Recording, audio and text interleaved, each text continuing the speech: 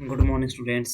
तो हम class ninth के सेकंड बुक के first chapter the lost child को डिस्कस करी थी। और लास्ट डे हमने इस लेसन की बिगिनिंग स्टोरी को पढ़ा था कि किस तरह एक जो चाइल्ड है वो अपने पेरेंट्स के साथ विलेज फेयर में जा रहा था और कई बार वो अ, रास्ते में उससे पीछे रह जा रहा था। ओके, और रास्ते में जो शॉप्स थी और जो थिंग्स थी वो सभी उसको अट्रैक्ट कर रही थी। ओके, सो अब हम नेक्स्ट देखते हैं यहाँ पे कि आगे स्टोरी में क्या होता है। ओके, सो लास्ट टाइम हमने जो चैप्टर था वो यहाँ तक पढ़ लिया था। अब हम इससे आगे चैप्टर को स्टार्ट करते हैं। ओके, सो यहाँ पे है a shower of young flower fell upon the child as he entered the grove and forgetting his parents and began to gather his raining petals in his hands. Okay, so देखते हैं आगे। यहाँ पे जो top word है उनको एक बार check कर लेते हैं आगे बढ़ने से पहले। ओके, तो यंग फ्लावर का मीनिंग क्या है? फ्लावर्स का मीनिंग है सम और फ्लावर्स। ओके, जो नए फूल होते हैं, छोटे छोटे फूल होते हैं, उनको हम क्या बोलेंगे? Young flowers in the lesson. Gather का मीनिंग आप जानते हैं कि कलेक्ट करना। ओके ओके, ये रहा वर्ड गैदर, इसका मीनिंग क्या होता है? कलेक्ट करना या इकट्ठा करना, हिंदी में आप बोल सकते हैं। और पेटल्स, ठीक है, पेटल्स का मीनिंग है लीव्स ऑफ फ्लावर। ठीक है, तो उनको हम क्या बोलते हैं? पेटल्स। ओके, सो आगे बढ़ते हैं हम। तो आगे हम क्या देखते हैं स्टोरी में कि जब जो ये बच्चा था वो उन फ्लावर्स की छाँव में आया। ठीक है, many small flower fell on him. तभी क्या हुआ कि जो कप वहाँ पे छोटे छोटे फूल थे, यंग फ्लावर्स थे, उस पे आके इकट्ठे ही गिर गए। Okay, he forget about the presence of his parents. तभी वो क्या हुआ, अपने पेरेंट्स की जो प्रेजेंस थी वहाँ पे उसको भूल गया और वो फूल की पत्तियों को इकट्ठा करना शुरू कर दिया उसने। ओके, अपने हाथ में। ओके, सो आगे देखते हैं हम। What?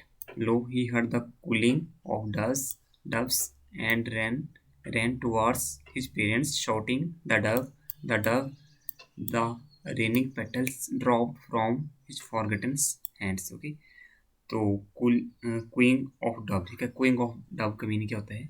एक ऐसी साउंड, ये रहा वर्ड, ठीक है, ऐसी साउंड जो डब करते हैं। डब मीन्स कबूतर करते हैं। ओके, उनकी आवाज़ को हम क्या बोलेंगे? बोलेंगे queen of doves. Okay okay, so तो तभी क्या होता है, जब वो फूल इकट्ठा कर रहा होता है वो छोटा सा बच्चा, उसको तभी वो डव्स की आवाज़ सुनाई देती है। ओके, और इस आवाज़ को सुनकर वो काफ़ी ज़्यादा एक्साइटेड हो जाता है और वो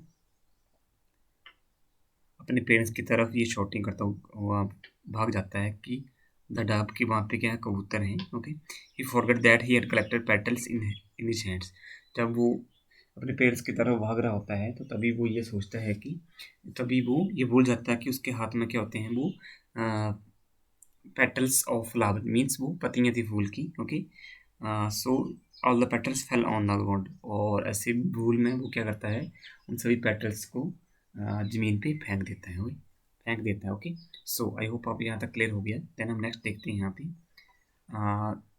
कम child come, they called to the child who had now gone running in the wild capers around the banyan tree and gathering him up they took the narrow winding footpath which led to the fair through the mustard fields. Okay, so wild capers क्या होते हैं? ठीक है, तो यहाँ पे word है एक, वाइल्ड कैपर्स। मैं डिस्कस कर लेता हूँ आपके साथ। वाइल्ड कैपर्स का मीनिंग होता है ऐसे फूल जो जंगल में उगते हैं। ओके, और ब्रीडिंग फुटपाथ, ठीक है, इसका मीनिंग होता है ऐसा फुटपाथ जिसमें क्या हो? काफ़ी ज़्यादा कर्व हो, ठीक है, काफ़ी ज़्यादा मोड़ हो, उसको हम क्या बोलेंगे? Building footpath. ओके ओके, सो आगे देखते हैं स्टोरी में क्या होता है। ओके, तो अब जो वो लड़का होता है वो उस ट्री की तरफ भागता है। Several wild flowers had grown there. और वहाँ पे क्या थे? काफ़ी ज़्यादा जो वाइल्ड फ्लावर्स थे वो उगे हुए थे। ठीक है, वाइल्ड कैपर्स के बारे में मैंने आपको बता दिया। सेवरल नेक्स्ट है parents call the child together they start walking on the narrow curved footpath. तो इसी दौरान क्या हुआ, उसके जो पेरेंट्स थे उन्होंने उस बच्चे को बुलाया और वो तीनों इकट्ठे होके, यानी उसके वो लड़का और उसके जो माता पिता थे या पेरेंट्स थे वो इकट्ठे होके वो जो कर्व फुटपाथ पे उससे वो चलने लगे। That footpath was leading to the fields of mustard to the site of fair. अब ये जो रास्ता था ये मस्टर्ड फील्ड से होता हुआ सीधा फेयर को जाता था। ठीक है, मस्टर्ड आप जानते हैं सरसों को बोलते हैं। ओके, सो आगे हम देखते हैं यहाँ पे कि नेक्स्ट लेसन में क्या हो रहा है।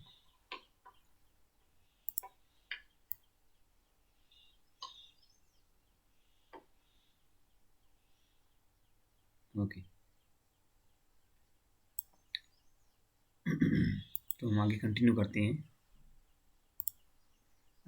As they neared the village, the child could see many other footpaths full of throngs converging to the whirlpool of the fair, and felt at once replied and fascinated by the confusion of the word he was entering. Okay, तो अब आगे देखेंगे कि बच्चा जब मेले में enter कर रहा है तो उसकी क्या जो स्टेट ऑफ माइंड होती है। ओके सो नियर का मीन आप जानते हैं, नज़दीक आना, थ्रोंग का मीन्स, ठीक है, एक वर्ड आपके लिए सीखने के लिए नया, थ्रोंग्स। ओके तो थ्रोंग से मीनिंग क्या होता है, क्राउड। ओके क्राउड यानी भीड़, CROWD। Okay crowd. On converging का मीनिंग क्या होता है, मिलना। ओके मीट करना, MEET। Okay meet. और वर्लपूल का मीनिंग है ह्यूज मूवमेंट, ठीक है, वहाँ पे जो ह्यूज मूवमेंट हो रही थी उसको हम क्या बोलेंगे, वर्लपूल। रिप्लाइड का मीन्स, सॉरी रिपेल्ड का मीनिंग होता है डिस्ट्रैक्ट। ओके ये अफ्रेड, डरा हुआ। ओके तो आगे देखते हैं हम।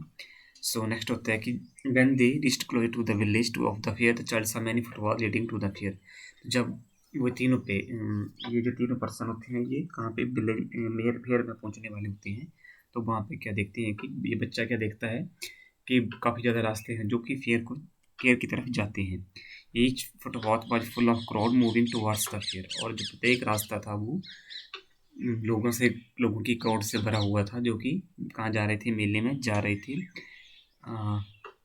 और वहाँ पे क्या थी, लोगों में काफ़ी ज़्यादा हलचल थी, और ये सब देखकर बच्चा तो काफ़ी ज़्यादा डर गया। He was also attract such a big gathering of people, और साथ में वो अट्रैक्टिव हो रहा था कि इतनी सारी भीड़ इस मेले में इकट्ठी हो रही है। Okay because of the large crowd there could be many confusion in the air. Okay और इतनी ज़्यादा भीड़ होने के कारण मेले में कोई भी कन्फ्यूजन हो सकती थी। ओके सो नेक्स्ट है यहाँ पे a sweet meat seller hawked gulab jamun, rasgulla, barfi, jalebi. Okay at the corner of the entrance, and a crowd pressed around his counter at the foot and of an architecture of many colored sweets decorated with leaves of silver and gold.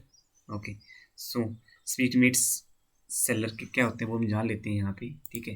Person, आपको बताता हूँ university English और हिंदी में बाद में बता दूंगा कि a person who sells sweets, एक पर्सन जो स्वीट सेल करता है उसको हम क्या बोलेंगे, sweet meat seller. Okay hawked का मीन क्या होता है, शॉर्ट करना, चिल्लाना, और देखा होगा कि हॉक करते हैं लोग अपनी थिंग्स को सेल करने के लिए, उसको हम क्या बोलेंगे, हॉक करना। ओके ओके तो जैसे ही बच्चा मेले में फेयर में एंटर करता है वो क्या देखता है, ये एक जो सेलर है वो अपनी वेरियस टाइप की जो स्वीट्स थे उनका नाम लिख के उनको वो सेल कर रहा था। Okay the shop was at the corner near the entrance of the fair, और ये जो शॉप थी वो कहाँ थी, जहाँ पे एंट्रेंस था फेयर का, वहाँ पे बिल्कुल नज़दीकी थी।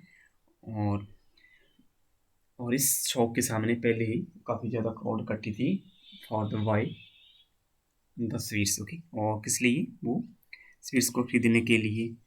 He had nicely arrange sweets at his counter, और इस पर्सन ने क्या की थी, जो स्वीट मीट सेलर होता है इसने जो मिठाई होती है उसने इसको बड़े ही अच्छे या नाइसली अरेंज किया होता है अपने काउंटर पे। The sweets were decorated with the leaves of golden and silver colour, और ये जो लीव्स, ये जो स्वीट्स थी उसको उसने कवर किया था विद गोल्डन और सिल्वर कवर। ओके ओके सो यह आज के लिए इतना काफ़ी है। तो डियर स्टूडेंट्स आज हमने द लॉस्ट चाइल्ड चैप्टर के सेकंड पैराग्राफ और जो थर्ड पैराग्राफ उसको हमने पढ़ा, और हमने देखा कि इस तरह बच्चा जो रास्ते में बड़ी सारी थिंग्स से अट्रैक्ट हो रहा था। ओके तो यहाँ से क्वेश्चन बनेंगे, हर एक पैसेज में एक क्वेश्चन बनेगा, ठीक है। तो आपने इस पैसेज को ढंग से देख लेना है। ओके बाकी हम नेक्स्ट टाइम करते हैं। Thank you.